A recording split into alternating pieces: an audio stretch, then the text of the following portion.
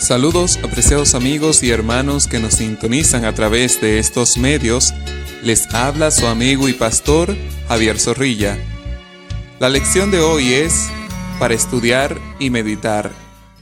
Nuestro texto para memorizar dice: y estas cosas les acontecieron como ejemplo, y están escritas para amonestarnos a nosotros, a quienes han alcanzado los fines de los siglos. 1 Corintios capítulo 10, versículo 11. A continuación compartimos dos citas muy importantes de la sierva del Señor para la lección de esta semana. La primera es tomada del libro Patriarcas y Profetas, página 412 y 413. Dice: entonces los israelitas parecieron arrepentirse sinceramente de su conducta pecaminosa, pero estaban entristecidos por el resultado de su mal proceder, y no por reconocer su ingratitud y desobediencia. Cuando vieron que el Señor era inflexible en su decreto, volvió a despertarse su terca voluntad y declararon que no volverían al desierto. Al ordenarles que se retiraran de la tierra de sus enemigos, Dios probó la sumisión aparente de ellos y demostró que no era real. Sabían que habían pecado gravemente al permitir que los dominaran sentimientos temerarios y al querer dar muerte a los espías que los habían incitado a obedecer a Dios. Pero solo sintieron terror al darse cuenta de que habían cometido un error fatal cuyas consecuencias resultarían desastrosas. Su corazón no estaba cambiado y solo necesitaban una excusa para rebelarse otra vez. Esta excusa se les presentó cuando Moisés les ordenó por mandato divino que regresaran al desierto. Este es el problema de muchos, o el arrepentimiento de muchos. Muchos sienten arrepentimiento, pero no genuino. Un arrepentimiento producto de las consecuencias de lo que han cometido, pero no un arrepentimiento que le incita a cambiar o a ser diferente. No un arrepentimiento que te lleva a Cristo Jesús. La segunda cita es de la misma autora Ellen White, tomado del libro El deseado de todas las gentes, páginas 101 y 102. La misma dice: pero la fe no tiene ninguna conexión con la presunción. Solo el que tenga verdadera fe estará seguro contra la presunción, porque la presunción es la falsificación satánica de la fe. La fe se aferra a las promesas de Dios y produce fruto de obediencia. La presunción también reclama las promesas, pero las usa como Satanás para disculpar la transgresión. La fe habría inducido a nuestros primeros padres a confiar en el amor de Dios y a obedecer sus mandamientos. La presunción los indujo a transgredir su ley, creyendo que su gran amor los salvaría de las consecuencias de su pecado. No es fe lo que reclama el favor del cielo, sin cumplir las condiciones bajo las cuales se concede un favor.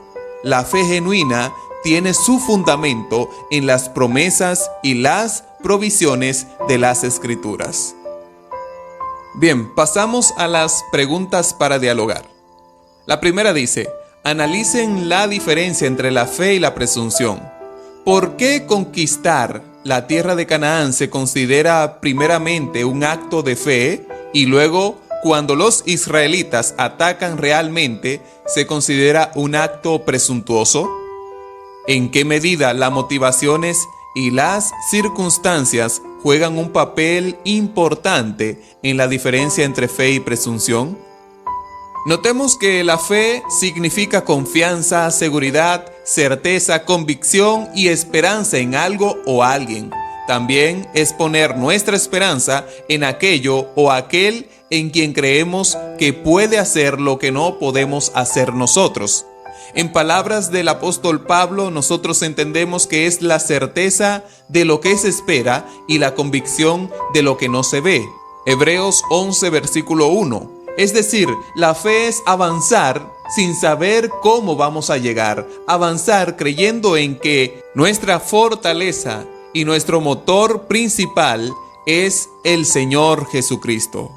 Por otro lado, la presunción se puede describir como la acción que muestra a una persona que presume y alardea de sí misma y de sus propias cualidades y fuerzas. En simples palabras, presunción es apoyarte en tus fuerzas, presumir tus fuerzas y no confiar en las fuerzas y el poder del Señor.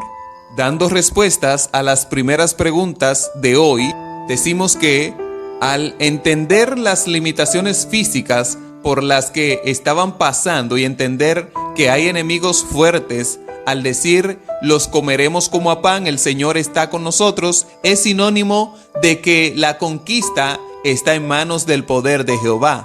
O sea, había una confianza no en las fuerzas de ellos, sino en la fuerza del Señor. Pero entonces ellos iban a las conquistas confiados y creyendo en que Dios les daría la victoria. En el caso de los israelitas, confiaban en sus fuerzas, en que antes habían vencido a otros enemigos, o sea, presumían y alardeaban de sí mismos, de sus cualidades y de sus fuerzas.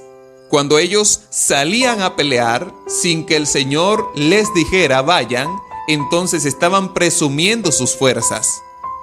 La segunda pregunta dice: reflexionen sobre el hecho de que, aunque el pecado puede ser perdonado, a menudo tenemos que vivir con sus consecuencias. ¿Cómo ayudar a quienes se les complica saber que han sido perdonados por un pecado que, no obstante, los sigue impactando e incluso a sus seres queridos en forma negativa? Hacemos la siguiente comparación. Un joven esposo le es infiel a su esposa con otra mujer. Durante 2 meses, él vive este romance y esta aventura sin que nadie lo sepa. Un día, la joven que no es su esposa se le acerca y le dice: estoy embarazada. Él, asustado y aterrado, decide que lo mejor es abandonarla. Abandona a la muchacha y esta, en venganza, decide contarle todo a la esposa de este joven y a sus familiares. Lo que sucede a continuación es un sinnúmero de acontecimientos que son producto de este pecado. En primer lugar, el hombre se separa de su esposa. En segundo lugar, él se queda sin hogar. En tercer lugar, tiene la vergüenza por parte de todo el pueblo que conoce el caso.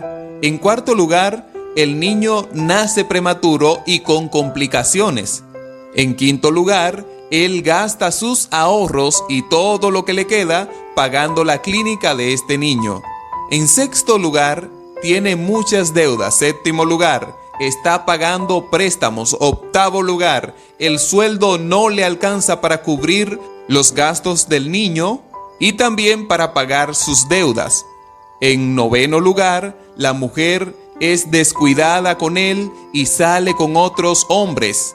Y en décimo y último lugar, por descuido, pierde su trabajo. Todos estos acontecimientos son consecuencias de sus pecados, de sus decisiones. Puede ser que él haya pedido perdón a la antigua esposa, perdón a todo el mundo, a todas las personas, a su familia, pero las consecuencias siempre estarán allí. Con la ayuda de Dios, debemos saber y entender esto y pedirle fuerzas para poder ser vencedores y que esto no nos afecte espiritualmente. Tal vez este no sea el caso para ti, tal vez este no sea el caso para algunos, pero puede ser otro tipo de consecuencias, otro tipo de pecado. A modo de conclusión de la clase de esta semana, presentamos esta cita tomada del libro devocional Nuestra elevada vocación del 9 de enero de la escritora Ellen White, que dice: es tiempo de que cada uno de nosotros decida de qué lado estamos.